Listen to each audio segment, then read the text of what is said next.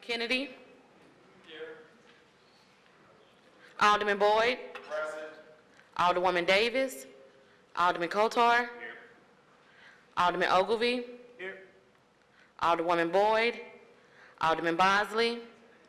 Alderman Oldenburg. Here. Chairman Rhodey. Present.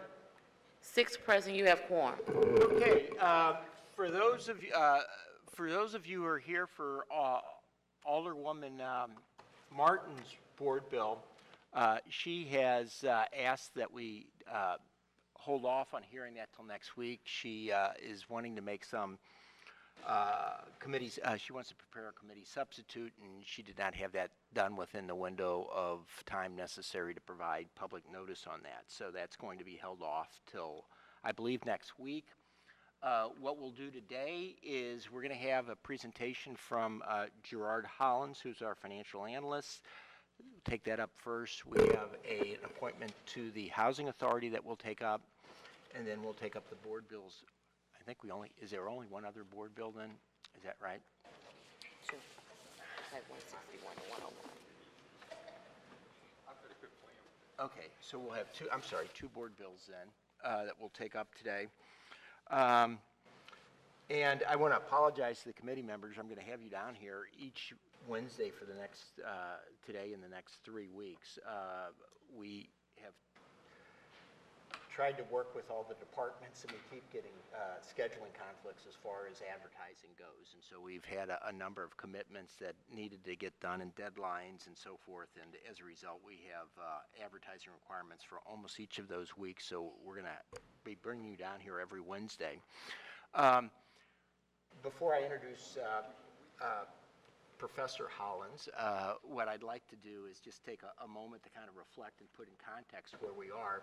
I think we spent a fair amount of time at the beginning of the session talking about what our mission or vision is, which is, to grow the economic viability of the city and to be concerned about the welfare.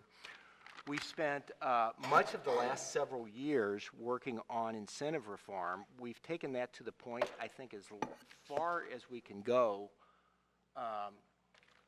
until we develop the economic development plan, which is in process. So we have about a year here where we have some downtime. So we're going to hit pause on that, which was growing the economic viability of the city. And now we're going to go ahead and kind of flip our focus to housing and affordable housing, homelessness, and those issues. In other words, more on the economic well-being of our residents. To do that, I thought it makes sense for us to go ahead and spend a few minutes at the beginning of each meeting to kind of work at getting data so that we can get on the same page. What I think we're going to discover as we go through this, that there's a great deal of not necessarily right answers or wrong answers. I think a lot of people would agree both things are right. It's just what's the proper moderation or mix. And that's going to be somewhat of a subjective decision, probably not most appropriately made by me, but by others on the committee or all of us collectively. But to get to that point, it's going to be very important for us to have kind of a shared set of facts or at least a shared set of, well, probably facts if we can get them, or at least a shared set of information. And so we're going to go ahead and begin the process of all of us trying to get together. We're kind of running, we only have a few weeks of this session left, but we'll go ahead and probably take it up again when we come back next session. But Gerard is going to, we're going to start off with the, how we make money as a city and how we're not necessarily doing a very good job of that. He's going to walk us through that today. And then we will come back next week. And actually, we're going to, I guess, come back in 2 weeks with how we spend money. Next week, we are going to have in Professor Purnell, Jason Purnell, who is a professor from out at WashU, who is leading what his group, For the Sake of All, is that? Yeah, he is the director or leader of a group called For the Sake of All. And they have prepared a report called Dismantling the Divide.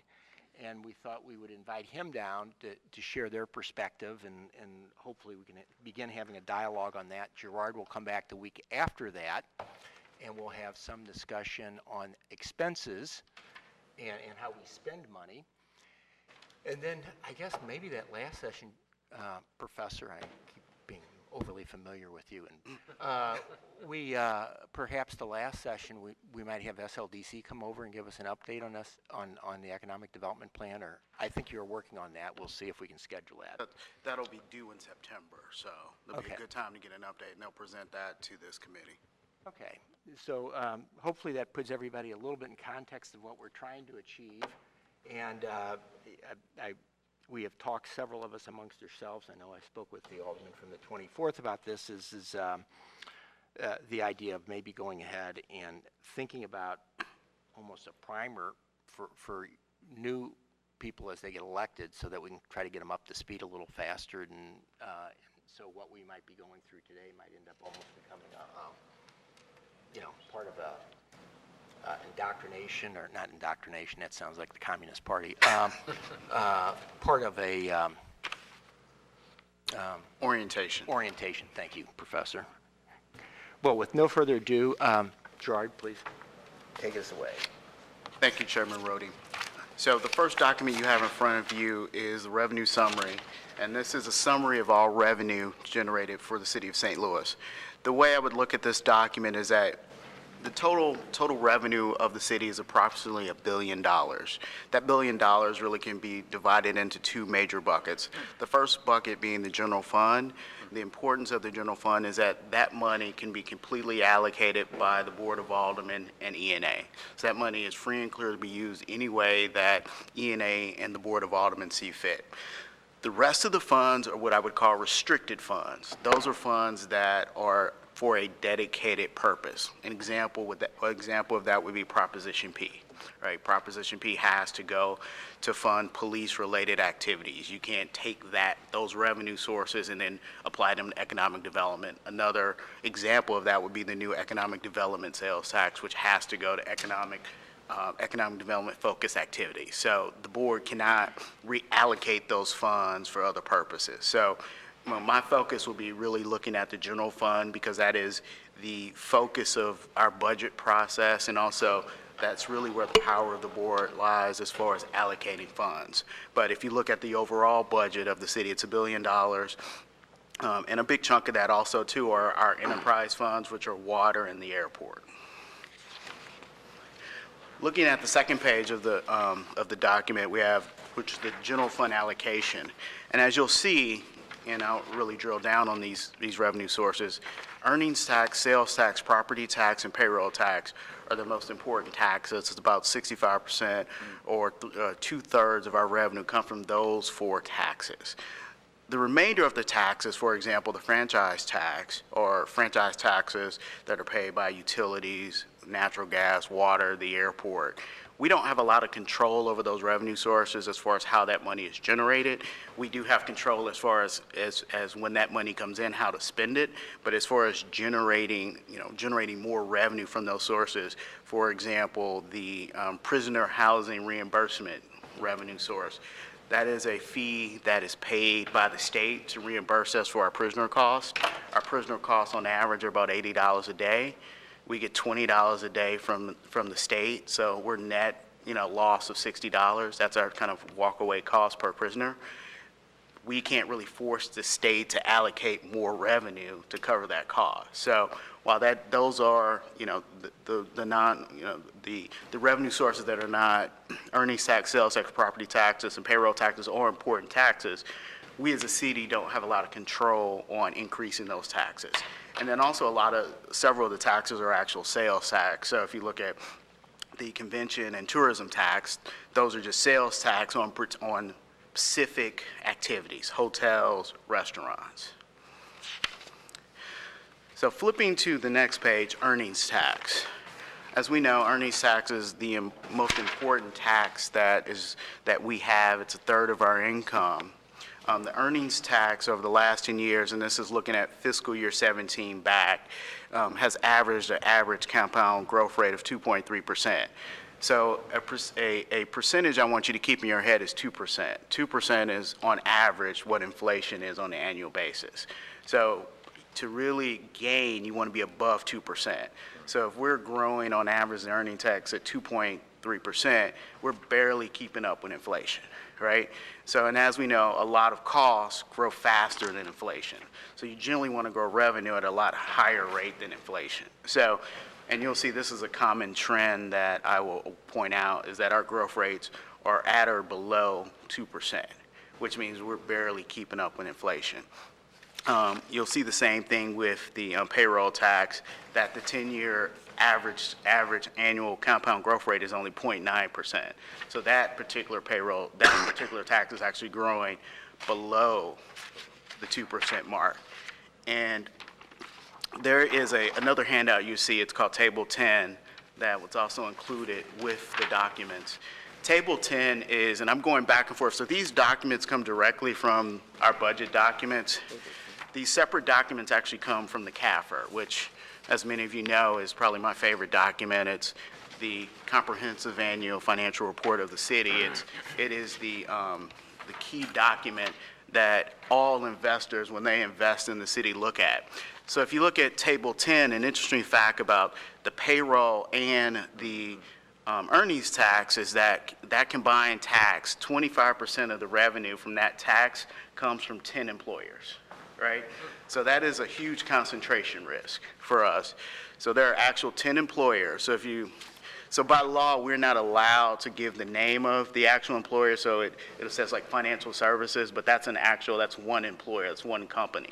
So 25% of the payroll and the earnings tax combined is actually generated by only 10 companies. So for example, if that top company were to relocate out of St. Louis, we would lose approximately 5% of our earnings, combined earnings and payroll tax. And so that's an important thing to think about when you think about the combined earnings and payroll tax, that there's a concentration risk.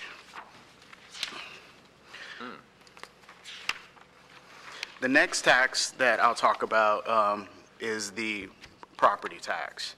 And there's also a separate document that you have as well, which is Table 5. Table 5, again, is from the CAFR. Property tax is on all real and personal property that's located in the city.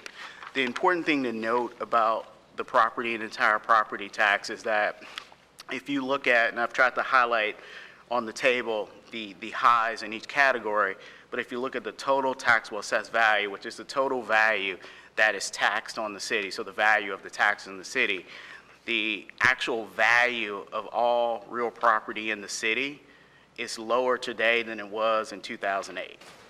And so, you know, from a valuation standpoint, we as a city have not really recovered from the recession, because we're still at valuations levels today that are lower than they were back in 2009.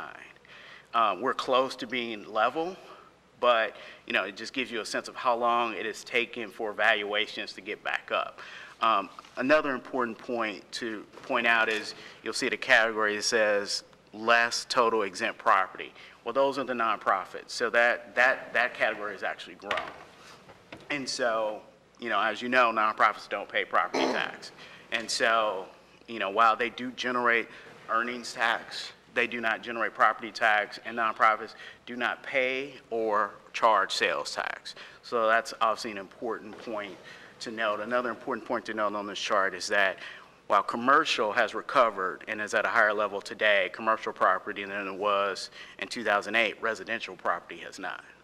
And so we're seeing a recovery, and also personal property. So we're seeing a recovery in commercial and personal property, but not a recovery in equipment and residential property. Again, the 10-year compound growth rate for this tax is 2%. So again, it's growing right at inflation.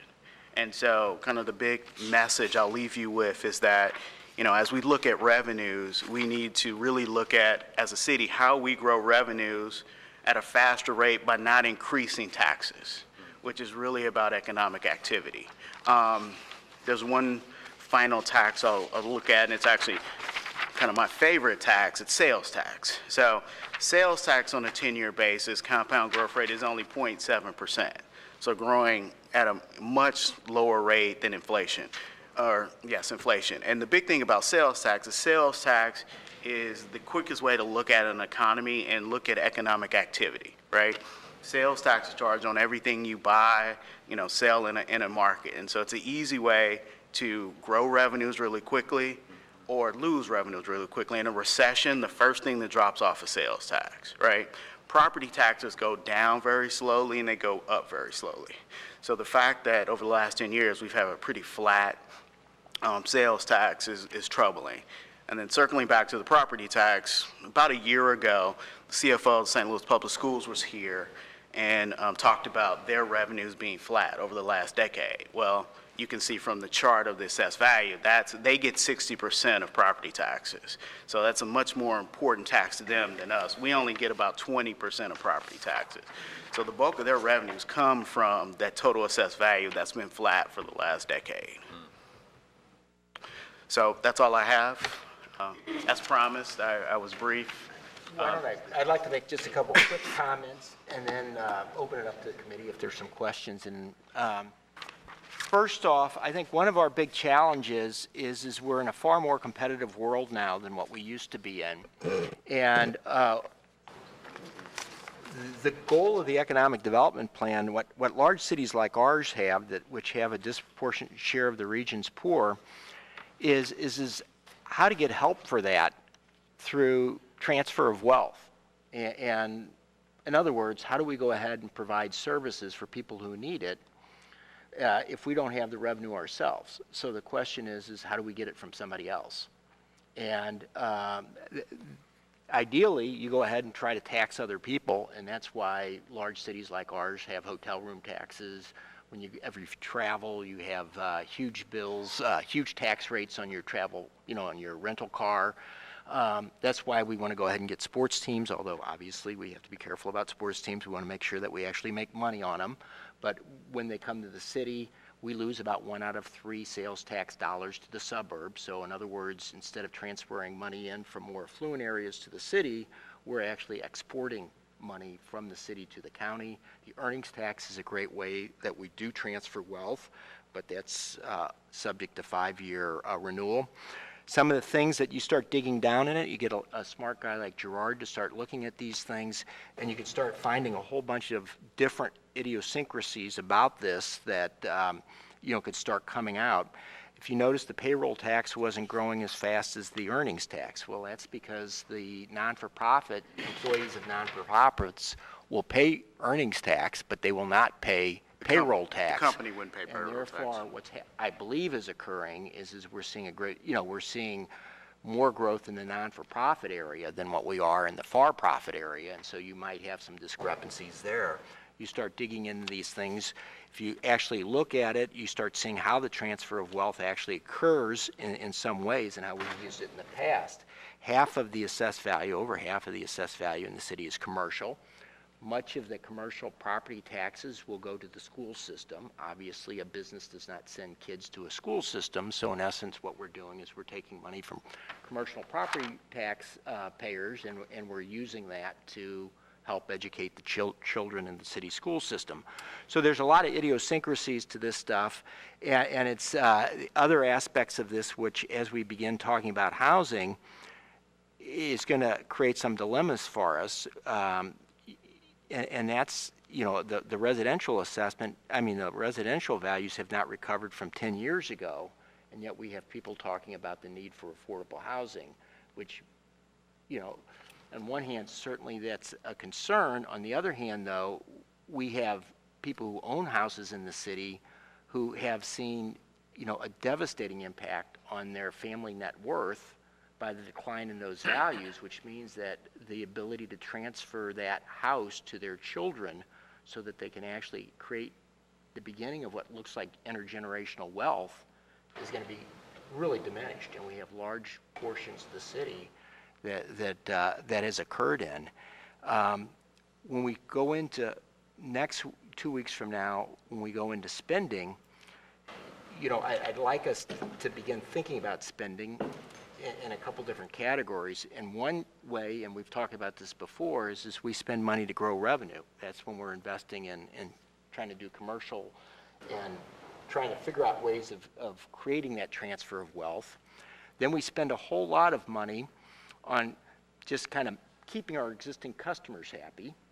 And then, like a household almost, we should be spending, you know, and actually households do it kind of discretionary. We're government. We need to spend money on providing those less fortunate. Unfortunately, unless revenue is growing over here, we can't provide badly needed services for the less fortunate over here. And that's where I was getting into. There's not necessarily a right or wrong in a lot of the discussion. It's just, you know, can we agree on a common approach going forward so that we don't fight so much about some of these issues, and that we can actually start developing a strategy that we can all buy into. So that's kind of my opening comments. I'd like to give the committee a chance to ask Gerard any questions before we take it up. Alderman Kennedy, would you care to ask any questions or make any comments? I have a comment, and that is that your presentation was very concise and clear, and even would help, certainly, members of the committee frame what other questions to ask. But really, I think this presentation would be beneficial to really all the members of the board, particularly Ways and Means as well. Okay, thank so you. I want to thank you. Alderman Boyd? Yeah, I just had a comment again. I think it's a very good presentation. I think what could also be an eye-opener is if we divided the city up into quarters or even neighborhoods and looked at, I'm interested in the commercial piece, and use this as a tool. One of the things you said was, you know, the economic activity is what kind of helps growth, right? And so I'm hoping that we use this as a tool when we're looking at our incentives. And I know we talked a lot about incentives, to look at trends and to look at where we can motivate developers to create more commercial industry, and especially in struggling neighborhoods. Mm-hmm. So thank you. As a follow-up to that, one of the things that I've started to look at is really drilling down that total assessed value by ward and really seeing where the growth has been. Those numbers aren't ready for prime time yet, but you can see a trend in the Central Corridor. And then, as you know, I'm working honestly with Alderman Oldenburg on performance measures as we get a full set of knowing over the last 10 years where actual development has occurred. We can then overlay that by looking at property values to then get a sense of where growth has happened and whether or not our incentives have generated that growth. Yeah. Right, and that's kind of where we're going.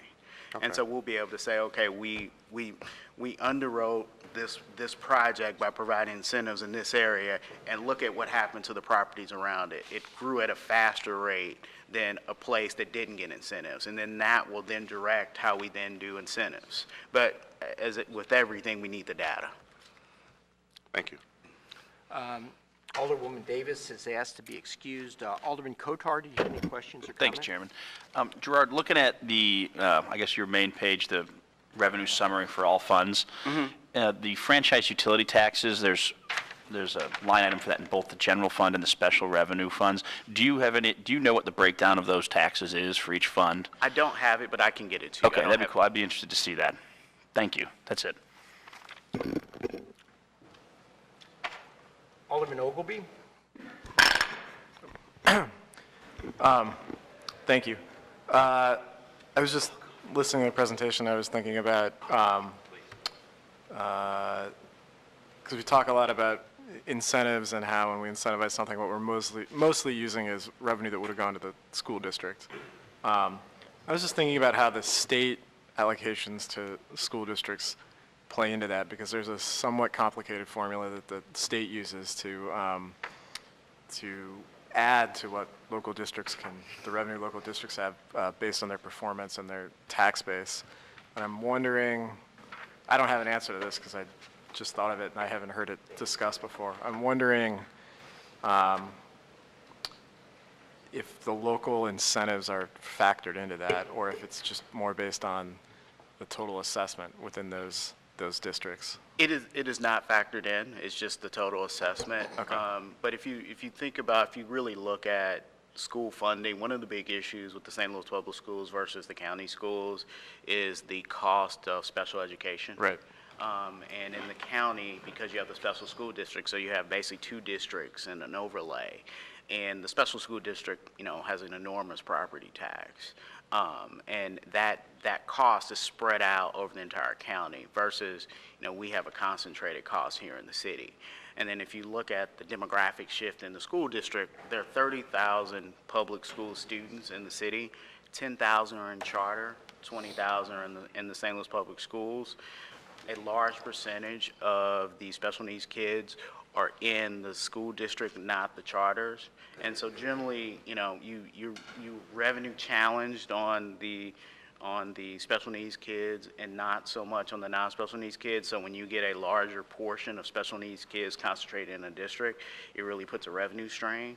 And that's really one of the big issues in the St. Louis Public Schools, in my opinion. It's less so the abatement because while that revenue has been flat, they actually have a sales tax, which is why the school district came out in support of the stadium deal because of the sales tax that would generate for them.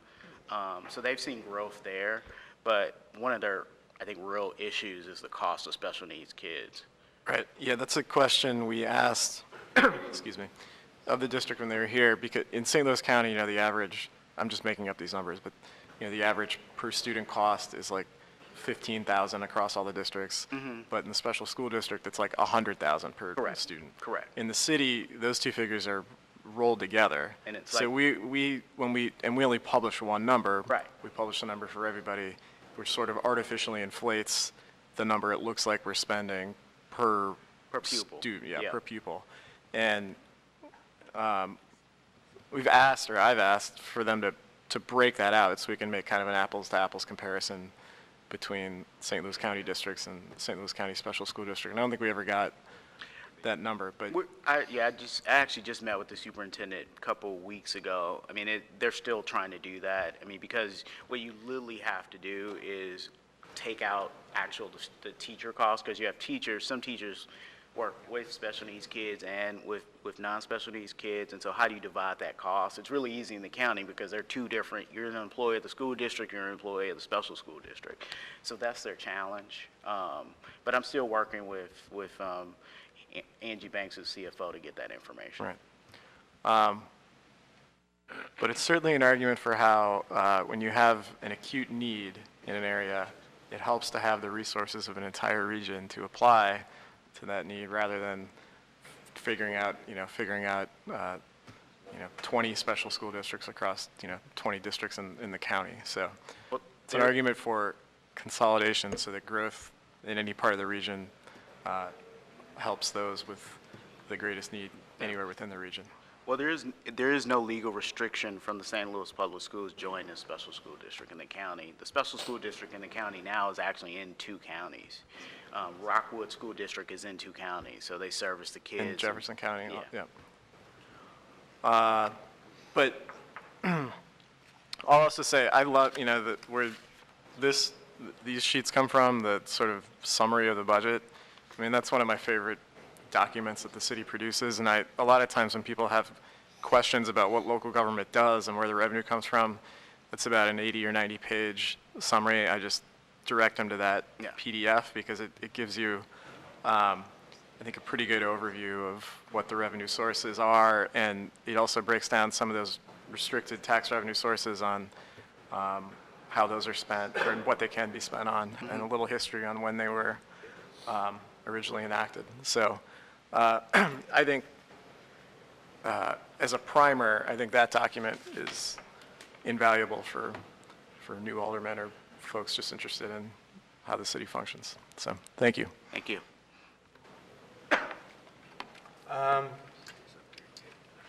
Alderman Boyd requests to be absent. Alderman Oldenburg. Thank you, Mr. Chairman. Gerard, I appreciate that you kind of focus more on the revenue side, because I would argue that St. Louis has a revenue problem more so than it does an expense issue. I agree with you. Often it's a radio soundbite to say that the city is, has this overabundant amount of expenses and it's a bureaucratic overload, which is just not the case. I think if you look at the last 10 or so budgets, we've been cutting muscle for years, and we're actually at a point where it's going to be hard to continue to cut bodies or expense at the city. So attacking the revenue side, I think, is an important point to keep in mind. I guess my question is how do we grow revenue, and how do we tie the growth of revenue to our economic development plan and our economic development strategies? What in your mind are kind of the major pillars there that we can tie a strategy to around with our economic development initiative or plan, which is underway, and the obvious need to grow revenue? Well, the big thing is, and this would really be the first part of the economic growth strategy, is to really look at employment clusters. Yep. And what employment clusters will work in the city, right? So growing wage earners, Right. effectively. Growing wage owners, and some of those clusters may be new, right? And really looking at the skill set of the employee base in the city and either growing those skill sets or attracting companies to the area that fit the skill set. And now tying it back to, obviously, to selfishly the revenue of the city, you want to focus in on industries that, for example, are not nonprofits, right? And so eds and meds has been a big grower for the region, obviously. We don't want them to go away, but, you know, we would want to focus on something that, an entity that's going to pay property tax and it also is going to pay sales tax, right, on things they sell, right? So we don't want to be so dependent on the earnings tax. And so it's really tying, you know, economic growth to industries that, one, we can compete in, right? You know, many years ago, we were the top auto producer in the United States. We produce more cars in this region than even in Detroit. That obviously industries went away, but obviously there's still the legacy of that industry along with, you know, the Boeing McDonnell Douglas of production, right? Maybe that skill set can attract maybe clean energy production to this region to work in that industry, so develop a whole new industry. You know, one of the advantages we have as a region is that we have a low cost of living, we have incredible public schools, and we have a lot of land that could be consolidated for manufacturing. Yep. And we're known as a great distribution hub because we're center of the country. Great. Yeah, I mean, those are all things that I, look forward to teasing out in the economic development strategy. So, thank you. I have no further questions, Mr. Chairman. All right. Well, Gerard, Professor, thank you for your presentation today. We look forward to hearing from you in 2 weeks again. Next week we will have Dr. Purnell. And next up, we had to request, this is the second request we've had from the Alderwoman for the first to go ahead and have us bring down someone who is being appointed. And so at this point, we'd like to go ahead and take up the appointment of Mr. Martinez to the St.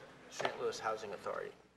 So I guess what we can do is, Mr. Martinez, if you care to step forward and perhaps tell us a little bit about your interests and your experience in housing, and then we can open up to the committee or anyone for questions. Sure. Good morning, Mr. Chairman, members of the committee. My name is Sal Martinez. I'm a longtime resident of the city of St. Louis, happen to live in the 7th Ward, which is the best ward, in my opinion. So it's good to see my alderman here this morning. I've been fortunate to work in community development for over 25 years, and with a specific focus on assisting low, moderate income families. My work in this area has included the development of mixed income housing, providing home repair assistance to low, moderate income homeowners, creating neighborhood beautification programs, neighborhood safety programs, etc. I previously served on the board of the St. Louis Housing Authority for over a decade. I was originally appointed by Mayor Clarence Harmon and was reappointed twice by former Mayor Francis Slay. And during my tenure at the board, most of the time I served as chairman. We worked with the executive director and our leadership team to improve the agency's HUD rating from a troubled agency into that of a high-performing agency. I was recently asked by the recently retired Executive Director of the Housing Authority, Cheryl Lovell, and Mayor Cruson to serve on a search committee to find a new Executive Director. This process took several months, and I'm proud to say that our committee recommended the selection of former CDA Director Alana Green, who has thankfully accepted the position. I live in a mixed-income community, which is bookended by 2 public housing developments, Clinton Peabody and LaSalle Park. I love my neighborhood, and I certainly love my neighbors who reside in public housing. Our neighborhood also contains a significant number of affordable rental units, which are supported by the St. Louis City Housing Authority and Housing Authority as part of their Housing Choice Voucher program. I believe that all city residents deserve the best in affordable housing, and for that reason, I'm very interested in returning to the board to continue my service to the community. Thank you, Mr. Martinez. Alderman Kennedy stepped out. Alderman Boyd, do you have any questions or comments? Yes, good morning. Good morning, sir. I've had the opportunity to watch you grow in the housing development community for over 20 years. You have definitely left a legacy behind you thus far, and you will continue to build. I was very interested in supporting you for this until you told me you took Alana Green. So now we don't have a CDA director thanks to you, so now I'm a little troubled by that. I apologize for that, Alderman. But you do good work, and thank you for your willingness to always serve. Being on boards, especially of the Housing Authority, it's an awesome responsibility dealing with HUD and the federal regulations, and staying out of hot water is something you always have to be mindful of. And I know you continue to do a great job returning back to the Housing Authority. Thank you, Alderman. Alderman Kotar. Thank you, Sal. And thank you for agreeing to do this again, and for coming down here today. So the Alderwoman from the 1st requested that we have a hearing on your nomination. She's obviously not here, but I guess I'll ask the question that she asked me on the floor, which is, you've got a new job at Employment Connections, right? Does Employment Connections get any money from the Housing Authority? No, sir. Okay, of any kind? No grants, sir. nothing? All right, perfect. That's all I got. Sal, thank you for doing this and for all you do, not only in the 7th Ward, but for the whole city and for affordable housing here. My pleasure. Thank you, Alderman. Alderman Ogilvie. No questions.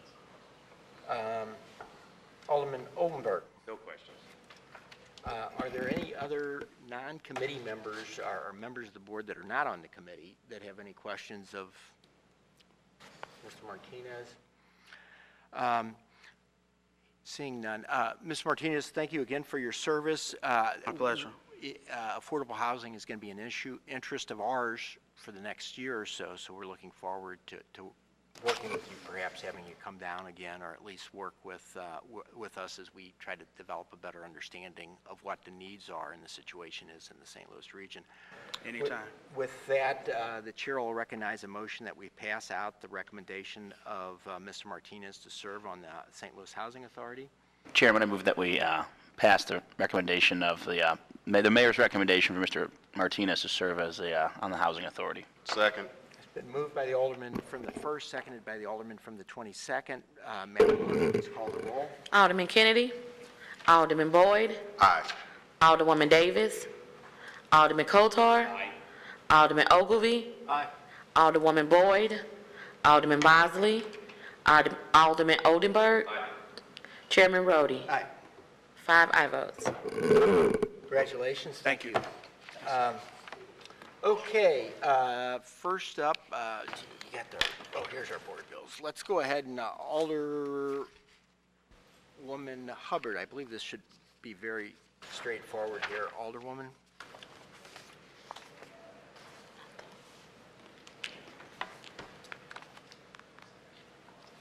Is this something I can pay?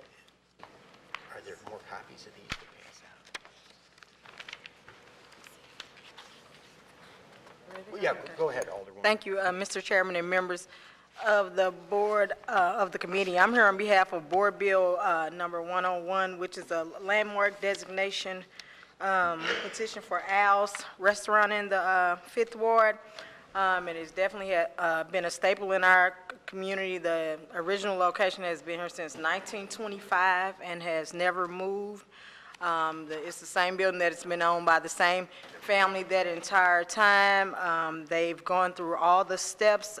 They conducted their proper petitions. It has been approved by BPS and the Planning Commission as well as the Preservation Board, and it has some rehabilitation and demolition standards that are included in the ordinance, but it's definitely a significant building in our community, and I would welcome any questions and also ask for your favorable support of this landmark designation for Al's Restaurant.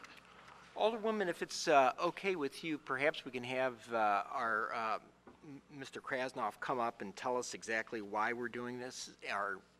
Certainly you're free to answer as well. I don't mean to be presumptive, but he confuses me, so when he explains all of the standards and why we do these things. So, Mr. Krasnoff, why don't you go ahead and... Sure. I'm Dan Krasnoff, Cultural Resources Director for the City of St. Louis. We were approached, our office, by Al's Restaurant in seeking a landmark designation and did a review of the proposal to be a landmark based on the city ordinance 64689. And based on the criteria in that ordinance, we feel that the building fits under criteria that it has a significant character or value as part of the development, heritage, or cultural characteristics of the city, state, or nation. I mean, I think culturally, Al's is an important business in the city. As Alderwoman Hubbard said, they've been there since the 1920s under the same family ownership. They are one of the oldest family-owned businesses in the city. Frankly, they're a wonderful survivor in that most of the businesses that surrounded them in 1925 have long since gone, and many of those buildings have been demolished as well. But Al's has persevered through and has hosted some of the most important political and cultural figures from around our nation over its history since 1925. It's a woman-owned business and has been woman-owned and women-run for decades now. It's stayed in the Baroni family, and I feel that as a cultural landmark, it is worthy of city landmark status. And the benefit of that, or is there any particular benefit or to the city or to the owner, do you mean? To either, or I guess to the owner? Well, the benefit to the owner is they have the honor of being a city landmark along with all our other amazing city landmarks that we all can think of them. We think of city landmarks. There is responsibilities and benefits that come with landmark designation for the property owner. They are somewhat constrained in what they can do with their building by the rehabilitation standards for the building. The building itself actually is the lower portions of the building are very old. The building dates back from before 1875. Unfortunately, in the 1960s, the neighboring building fell on the restaurant, and so it was sort of rebuilt on the first floor as a one-story building. So it's not being designated for its architecture. If they want to reconstruct the building, they can do that, but there are some limitations on what they can do to the building architecturally. They get some demolition protection as a city landmark, and the standards, because this area of town is an excellent candidate for redevelopment and has value, there are stipulations in place about under what circumstances the building could or could not be demolished, and that's in the board bill. So the benefit to the owner is the honor of the designation. They get some protection from demolition, and they also get some responsibilities in terms of how they reuse the property. For the city, I think it's really a matter of recognizing the value of our cultural resources and the contribution that the restaurant has made, and recognizing that obviously the city does get tax benefits and such from the property, and will continue to do that it's still there. The wonderful thing is that this is Gary Neal is here from from Al's, and I'm probably going to get this a little bit wrong, but they are now on the second or third generation of family members running the restaurant, and I'm told that there is another generation ready to step in and continue to operate the business, so this will continue to be a strong and functioning business and a wonderful place for people to go eat on the North Riverfront for the foreseeable future.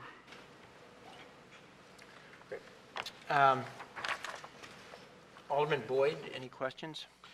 Yeah, out of curiosity, this might be for Don Rowe, but I remember we approved it at the Planning Commission, and I noticed the whereas that this only talks about the Preservation Board approved it, the petition. Do it take just preservation, Don, would you? Because I'm looking at you because I sit on the Planning Commission as well. So is it a two-step process or is it a hierarchy? Explain that real quick. It's a petition that can be initiated, it's a Don Rowe, Director of the Planning Agency. It's a petition that can be initiated by the property owner. In this case, we from Cultural Resources staff aided in getting the petition solid and together. It is therefore ultimately both approved by the Cultural Resources Board and the Planning Commission, and then it comes to you. Right, but I'm just looking at the text, and maybe I'm not trying to make a big deal, but it says the Planning Commission and the Board of Public have reviewed it. Then it later says the Preservation Board has approved the petition and recommended that a designation be prepared. It didn't say both the Planning Commission and the Preservation. Technical. It's referred to us for our comment and recommendation. It's referred also to DPS for their comment and recommendation. Okay. And then the Preservation Board gives it the stamp of approval when it comes here. Now I got it. Thank you.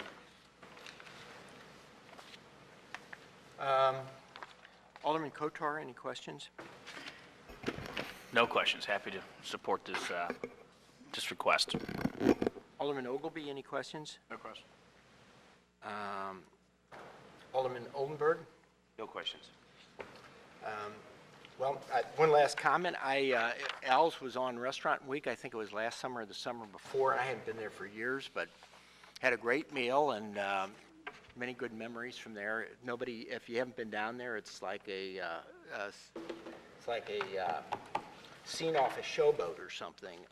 The musical. It's really a fun and interesting design on the interior of it. So.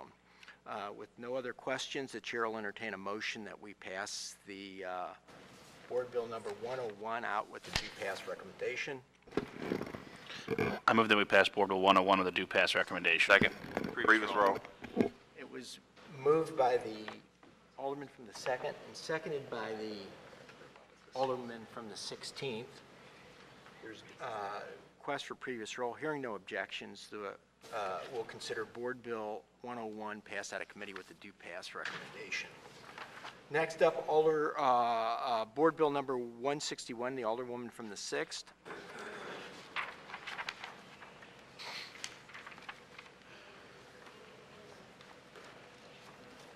Good morning, Mr. Chairman, members of the committee. Thanks for taking time to hear Board Bill 161. This would create a zoning overlay on about 10 acres in Lafayette Square. It's part of a more comprehensive redevelopment plan for that area, which includes the bill that we recently passed for the Shoto corridor redevelopment, and then a bill that will be heard here in HUD's on the 15th to update the Lafayette Square neighborhood standards. Right now, the 10 acres is zoned either neighborhood commercial or industrial, so this would create, it would prohibit certain uses and then make other uses conditional uses, so that we get a hearing here at the Board of Aldermen. I have Cecilia Doverack here. If you haven't had a chance to meet her, she's a new member of the Planning Commission who we stole from Chesterfield. It's been wonderful to work with she and Don Rowe on this. And then Bill Odell, who is representative of the ownership group. If you have questions for any of us, we're happy to take them. Alderman Boyd? No questions, believe it or not. Alderman Kotar? No questions. Alderman Ogilvy?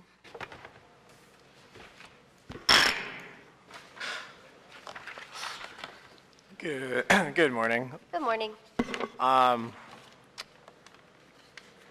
This is the area that, it's basically the same area as the former Praxair site plus adjacent properties, correct? That's correct. Correct. But not all of what we talked about a couple of weeks ago in committee for Shoto. It's just part of that redevelopment Oh, not even that area. entire? Mhm.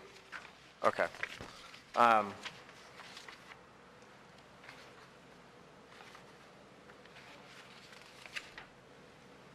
Did the planning department develop this? Or, Alongside the neighborhood. okay.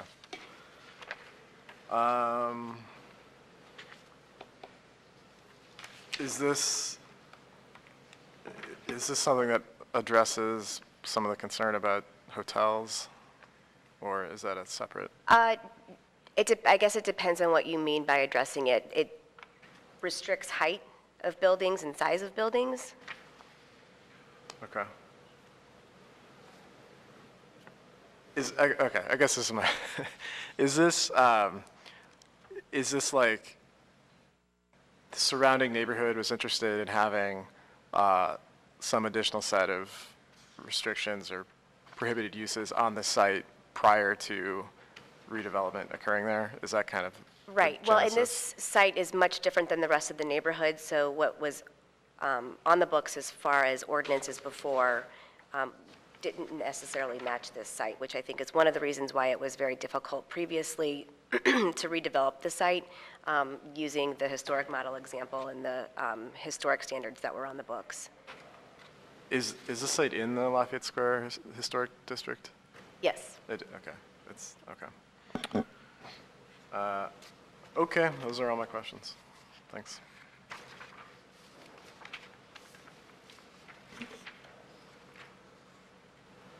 Alderman Oldenburg. No questions. You know, I have a question perhaps for Don going forward. Don, I still struggle. So this is, I guess this really isn't necessarily pertaining to this bill. But when we do larger redevelopment areas like this, do we track floor to area ratios for larger redevelopment areas? No, we don't track that in specific, no. Yeah, you know, I think that's a great metric to use, though, for, you know, kind of getting a sense of target densities and everything. Have you? With that as a general question, is, as you've noted, this particular northwest corner of Lafayette Square has been the area that had the Praxair development on it, has truck dealers on it, has had industrial uses.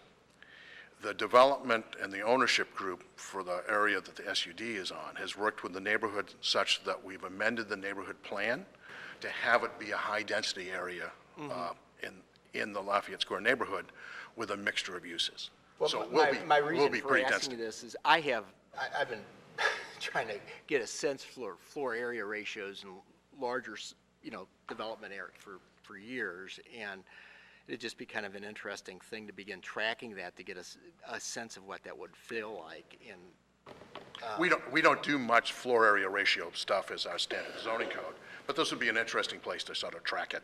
Well, I'm just thinking, going forward, every time we start doing one of these things, obviously, we're going to have some areas of town where we need, 0.25 or something like that, but we're going to have, I think we should have some areas of town where we're talking 3, 4, 5 or more. And this particular board bill actually is going to allow some general height structures, but limit the maximum height of them. It's the topography that's in this section, there's the neighborhood character in the section. So there is addressing of height, but it's still to be quite liberal as to what could go on there in terms of density. Well, it's just, I was just with somebody the other day again, and I always struggle with what that feels like. And Sure. I think the more we saw it, we'd get a better. And, that may think about a good idea that we can make a little exhibit with some standard lot sizes and do some visuals as to what would be the physical form on that lot Well, with you a know, you certain start degree of taking like ratio. downtown, for example, as or at least portions of downtown, and develop a floor to area ratios for that, and compare that maybe to a, Central West End, to a chrondolet, so that we start getting a sense of what these different areas Right. feel And of like. course, our current zoning code does have some maximums in terms of development per the various categories. The other thing is I guess this is for the staff. I mean, I've asked this before, but when we have these board bills, it would be really good if we had a computer here that was hooked up to, Google Maps, and we had the projector, so we could actually see what the Praxair site looks like today. Sure. Is that something that we can start doing, to see if we can't get one of those in here almost every? And if I can make two comments. One in particular is it's a pleasure to have a representative of you on the Planning Commission. So when we do have Planning Commission meetings, of course, we do extensive visual presentations of what's there, the maps that go along and with this at the time. So that's, glad Jeffrey has seen that. Certainly can provide those materials in addition for you. Yeah, and if we need to, we should just have that almost every time that we have something that's site-specific, so that we can actually have somebody pull it up and... And one more thing I might add, and I did it when we talked about the Chapter 99, is this is a neighborhood with a neighborhood plan that's been revised. We've made a revision related to the northwest portion of it. The SUD is partly in place to implement the wishes and the content of the neighborhood plan. You will see one more board bill related to this whole sort of package of what's going there, and that will be some revisions to the Historic District Code. Okay. Well, if there are no other questions of the sponsor or any of the staff from the city, the chair will entertain a motion on this board bill. Board Bill 161. I move to approve Board Bill 161 with a due pass recommendation. Second. Been moved by the Alderman Roll. from the 22nd. It's been seconded by the Alderman from the 7th. There's a request for previous roll. Hearing no objections, we'll consider Board Bill number 161 heard with a due pass recommendation. Thank you. Thank you. We are, I think, ready to adjourn. We'll be here next week. We'll put Dr. Purnell on first. I've asked him to try to keep it to about 45 minutes. It's a fairly extensive presentation, though, and then we'll take up whatever's scheduled for next week, board bill-wise. Thank you all. Thank you, Chair.